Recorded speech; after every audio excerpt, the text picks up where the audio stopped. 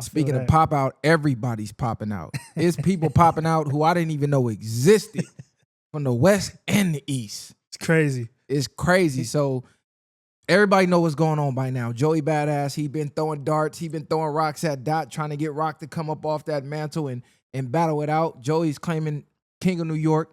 He kicked it off with a freestyle. He said it was too much West Coast dick licking, and it been up ever since. Him and Rayvaugn been dropping tracks back to back within less than a 24-hour span. They just been living in the studio, loading up. So boom, Joey drop a track, Rayvaugn drop a track, Joey drop a track, Rayvaugn drop a bomb, and then Joey come back, he drop a bomb, Rayvaugn respond, Joey respond again, then Daylight jump in, Joey go get Loaded Lux. He jump in to diss Daylight, and you know the significance of that. They both battle rappers. They both been feuded for years. They actually have a battle coming up, and it's been coming up for years. So it's like y'all make this shit happen or y'all don't. So we got a preview of that on the track. Man, I just seen Eastside K-Boy. Shout out to homie Eastside K-Boy. He just responded to Kai Cash like 15 minutes ago. Kai Cash dropped a diss. And Jadakiss son out of nowhere, he dropped a diss. You know what I'm saying? K-Boy said, hey man, I like your pops, but Jada, get your son. Yeah, we might gotta put belt to ass if he want to jump out here with the big dog. So what's your analysis on the tracks? I don't know if you listen to every single track. It's hard to keep up at this point because everybody is dropping. Hit a J3 drop. AZ Chike, everybody. AZ Chike drop. Anybody that's from the West or from the East has the clearance to drop and just bomb on anybody right now. It's like a Royal Rumble. Yeah. I think, and to keep it 100, when Joey dissed the West Coast, I know people are going to say, well, that gives anybody the right to response, but I don't think he was dissing all of you niggas that's jumping out. I'm going to keep it 100. Like, I love the camaraderie. I love the competition, but I think he was going for Kendrick and a couple of other people. I've really tapped into the Rayvaugn, the Daylight, Hitter, K-Boy, who else was it? AZ Chike, I heard his shit. But to keep it 100, who I'm really focused on is Joey and Rayvaugn. I'm not counting Daylight out, even though I think he been missing. His last one, Ayo, was better than the one before that. Ayo was fire. The one before that was trash. And I didn't count him out on that one because I'm like, okay, he's a legendary battle rapper. I know he can put something together, which he did. But then he dropped another one after that where I was like, all right, you two up and down for me. So I like the competition. I like the sport, but it's too much for me to keep up with. I'm really just focusing on Rayvaugn and Joey. But Joey is up. Let's keep it 100, especially when he came back with the West Coast beat and pretty much dissed everybody, did the Kendrick voice, did all of that. Nah, his last one was a bop. Yeah, he last one was a bop. He done showed versatility. He done did the East Coast boom bap. He did the super lyrical. They put it over the Dipset beat. He had the Champions. It sounded like the old who used to produce for the Dipset? The not Dream Chasers. You know, I'm not good with beats. They had a specific producer who used to do all this crazy samples back with Dipset, like the Diplomatic Immunity days. Y'all let me know in the comments. I forget his name right now, but he came with a beat that sound like that. Rayvaugn came back with a rendition of Back Down, 50 Cent's Ja Rule diss from Get Rich or Die Trying. So he had the Back Down beat. They kind of freaked it a little bit. And to key in on that, I don't like when artists use classic diss track beats. I'm going to go on the record to go against the grain. I know what people try to do. They try to bring the energy of that record out, but it has a reverse effect to me, especially when it's a classic diss record. It's when you do a diss, you got to come anew.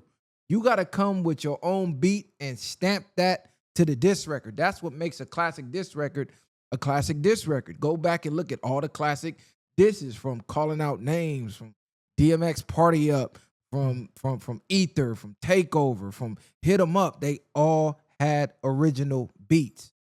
So I don't think no diss tracks, unless you're doing a freestyle on a mixtape, and the mixtape days is pretty much over with. So you pretty much got to come anew, stamp your own beat, and let that simmer. And I think dropping back to back to back, even though for a hip hop fan, it's like, yeah, we getting rap, it's watering the disses down. Yeah, for sure. Because you don't get a chance to sit there and dissect it play after play after play. Literally, you listen to these disses once, it's over. You're never listening to them again because another one dropped 5 minutes later. Then boom, somebody out of the blue, 5 minutes later. You can't keep up. I think that, and I also think, a lot of people are praising how they just keeping it rap, right? And I love that too. But let's keep it 100. Most great beefs have personal conflicts. 50 Ja, Jay Nas, Kendrick Drake, KRS-One, MC Shan. You get what I'm saying? Pac Big. Big. So when you got that personal feud and you have that aspect added to it, it makes the songs hit a little bit more where they taking it there. You know what I mean? They digging in the crates. They going and finding information. They saying things that maybe you shouldn't say. It's making the disses hit harder, where these ones, it's kind of like when you listen to Joey and Rayvaughn's disses, they're kind of staying on the same topics on both the songs. And each song they go back and forth and kind of saying the same shit in a different way. Rayvaugn, he came out, who are you, right? Like, who are you, Joey BadA? You've been going for 10 years. Then his new info was the Diddy shit after we done seen the video of Joey and Diddy dancing by the pool, which is crazy. And they had another video of him in the front seat with Diddy there. I think they was doing like the heart connect. Yeah, see, that's out, brother. Or they were doing they were doing some other shit. That's out. And then you got Joey kind of being like, nigga, who are you as well? Like, you're a little nigga, but that's all that they're really saying. They're not going to me any deeper, and there's nothing else of too much shock value. But I still got Joey up. I had Rayvaugn. Honestly, I had it 1-1 with GoldenEye when he dropped. But then I went back and listened to GoldenEye, and while the beat was hard, I think he had a good cadence on it. He just went too long on the Diddy thing. And then one thing that he said that killed it for me was COVID killed his rise. He was like, I was out for 5 years and then COVID hit. And so that kind of took away from me popping or cracking off. And to me, that's like a fighter being like, after they take the L, I was injured the whole fight. We don't really care, my nigga. You lost. So I looked at that as whack. And then on top of that, it's like Rayvaugn, great artist, doing his thing, but you're not bigger than Joey BadA. Yes. Let's keep it 100. Like, you have TDE behind you, and TDE is big, but you're not necessarily big at this point to where you can even be calling bro out like that. I just felt like when you really sit there and listen to it and then you think about it for real, it doesn't hit as hard because you realize the reality of the positions, that these people are in. Yeah, I believe Rayvaugn has the best disses for the West Coast. Yeah. He got the best disses, and Joey got the best for the East.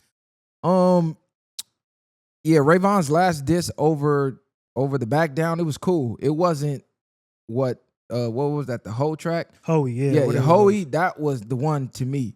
He was barring up with that. I like that one. That was a hit. Even though he was trying to be a little Kendricky, and that's another thing I don't like, because even Daylight did that, where everybody is taking a little piece of the GNX, and then they running with the GNX style. It's like, no, be you. You super rappy, lyrical. Do that. Don't try to do what Kendrick does. Everybody don't have to alley-oop off of Kendrick, even though Rayvaugn said that Kendrick basically sent the hit in. He's basically saying Kendrick called in and said, yeah, let the dogs out. Would you say, though, that like that could be looked at as them trying to stay regional and be like, this is our sound, this is what we're doing? Because I've seen a lot of people praising that they're, making they're in that West Coast pocket making them sounds. I don't personally like it either, to keep it 100, because they're not doing it up to par with bro. So it's like, to me, if you're not going to do it up to par with Kendrick or certain people, I don't think you should do it. You should do what best suits you. Yeah, don't stay regional in the diss track. It's a diss.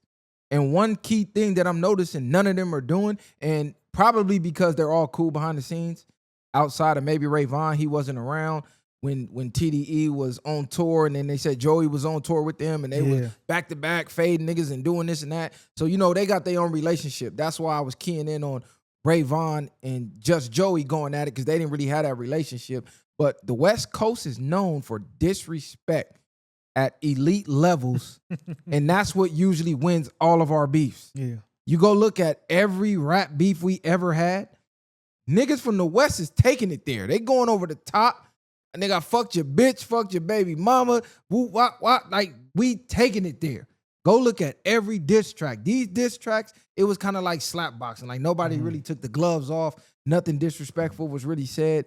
Daylight, he jumped out the window and posted his dead homie. I didn't like that. I thought that was lame, because y'all really ain't got smoke like that. And to make up for that, he came back with the last track, and that was like an ode to dude that he posted. So Yeah. I don't know if that was the angle he was going or Top told him, Punch told him, hey man, clean that up. That was lame. We really fuck with Joey. He got the TDE East when they got the LLC and all that. So he doing little chess moves. What I did like was Daylight took my advice. He went to New York and shot a video. Yeah, that which was is crazy because I yeah. just literally said, Told Rayvaugn, Rayvaugn to do that. nigga, go do that. So shout out Daylight for that. See, we think alike because I know he's a battle rapper. He played chess. He be tapped in. That's the way I think at, oh, okay. I gotta make my mark, man. I'm going to a nigga front doorstep with this beef. What's happening? I'm here. Yeah. I'm eating the motherfucking chopped cheese, nigga. I'm riding the subway. I'm on the stoop. What's cracking? So I did like that.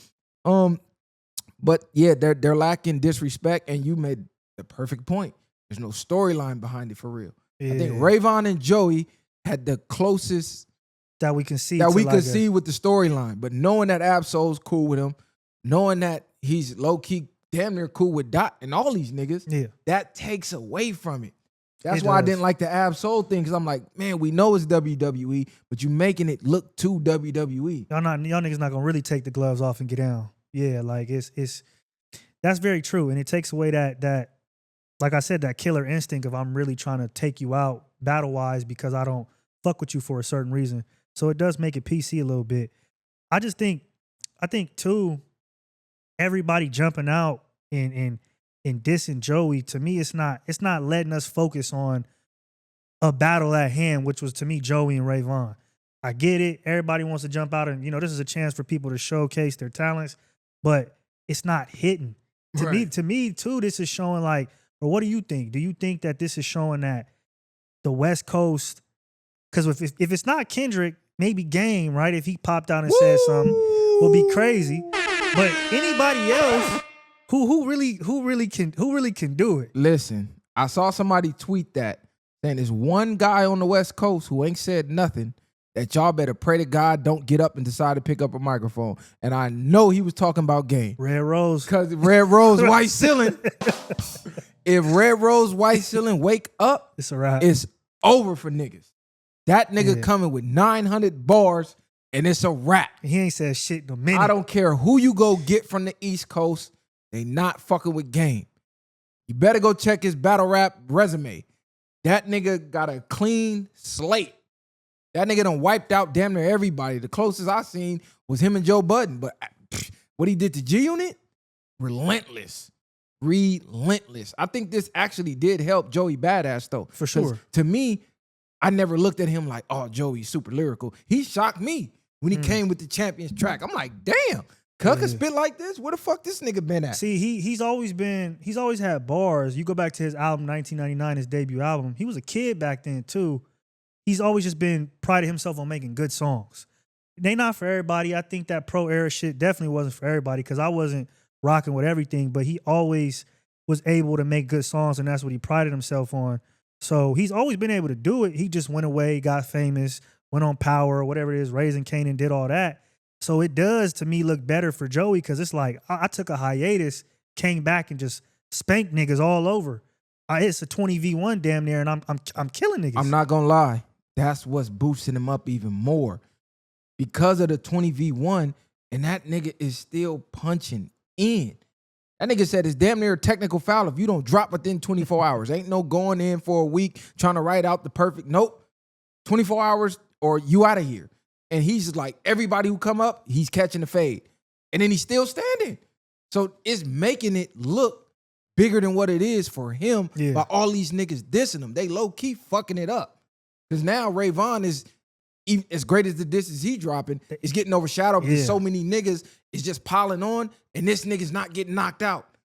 So it's like this nigga's superpower is like he absorbing everybody's shit. On some Black Panther shit, like he get hit, he take the power and pause. That was crazy. Hey. Hold on. I had to record scratch because that was crazy. That was not the noise I was trying to make. On the pause. Next subject. That was wild. You think he gonna make Kendrick come out? I don't think Kendrick coming out. But a lot of people is playing with that question. You think Kendrick gonna actually come out for this? Does he have to come out? I don't think so. Academics said he's not covering it no more until Kendrick comes out. Which to me is very that's some bullshit, and it shows like you can't even consider, bro, a hip hop media platform at that point. Like, you're not covering beef just because one of the biggest person or biggest rappers is not doing it. If you're really in this shit for, hip hop, then you should be covering this the same way you covered everything else. That's weird to me. Yeah, because he tried to compare Drake popping out on Pusha T. So he's basically saying he's comparing Joey BadA to the level of Pusha T and Drake to the level of Kendrick. And when Pusha T called out Drake, Drake popped out. And he's not popping out for Joey BadA. But Drake didn't pop out for Joe Budden when Joe Budden dropped them 35 diss tracks. Yeah, that was he didn't want no smoke. So we can't just say Drake pop out for every single battle. And let's be real, that was a test for Drake, because people was looking at him like he can't lyrically hang with Pusha T. So it's not like he stepped down. People were looking at Pusha T as a superior MC. So even though Drake had the star power, he still was low-key the underdog, because they're like, there's no way you're rapping with Pusha T. So he had to go prove something to hip-hop by doing that. What does Kendrick have to prove by stepping down to Joey BadA? We know he could rap with him. Yeah, and at the end of the day, it's like, if I got the title belt, y'all niggas, I can really kind of pick and choose who I want to respond and get at anyway. Like, I don't have to go at Joey. And let's keep it 100. They're peers. They came up in the same time. Joey is showing that he's doing his thing. But I still don't think Joey is on Kendrick's level. Nah. I don't think so at all. I think that's a whole nother ball game. And if you do wake him up for him to go off tour, go to the hotel, he probably going to tear you up, to keep it 100. Bro, I just did the Super Bowl. You just got your head split on Power. Yeah, like, we not the same, bro. You got your head split and rolled in the ditch on Power while I was at the Super Bowl. That's low-key a bar. He could say that and it's over, nigga. You know what I'm saying? I'm winning in real life, nigga. You can't even win on TV. Yeah, you out. You getting killed on TV, nigga. So I'm telling you, don't bark up that tree. And New York is so desperate to come back. Yeah, to come back and crown somebody, and there's nobody to crown. So by default, they have to crown Joey because he has the most star power over there out of everybody that's active. Everybody else was doing drill rap. Lyricist, all them niggas, you know what I'm saying? He's the only one over there with some type of star power and with some type of lyrical capability. And they still trying to get back from death row. They still trying to get back when Snoop kicked down the building. They gonna be sick forever over that. When Dog Pound came to New York and was crushing the buildings, nigga, they still trying to get a win. Then that's not to count all the artists that come out here, get robbed, shot, unalive, rest in peace to all of them. They like these West Coast niggas been bullying us forever. So they're championing we need something. Anybody. Yeah. They don't give a fuck who it is, what they saying. Long as you coming out the West, nigga, they're gonna champion you. Yeah, it's not enough. They desperate. They definitely desperate. I guess Ice Spice ain't the king of New York though. Y'all let Ice Spice come to king. He definitely did his shit. One thing I'll say too though about Kendrick in the West Coast right now, why I think everybody's jumping out, because like AZ Chike, for instance, I don't think if he was never on VwP&x, he would have never jumped out during his beef. Fuck like no. The Kendrick Drake beef got the West Coast feeling like they're invincible. And I think, which is great, but again, I don't think everybody's up to par that's dropped against Joey. I don't think everybody's up to par and should be dropping. I think a lot of niggas should drop out, in my opinion, and just let it be Rayvaugn and Joey, because that's what we really want to see. No offense, I fuck with Chike. He's made some bops, some slaps, but not in that way, right? Daylight, you're extreme, a great battle rapper. We fuck with you, but you're dropping too many misses for me. I like it when it's just Rayvaugn and Joey. Everything else is like, it's just too much. Let's keep it there. And I was let down by Daylight, bro. Yeah. Because you're a battle rapper. This is battle rap. Out of everybody who dropped the track, you should have outshined everybody.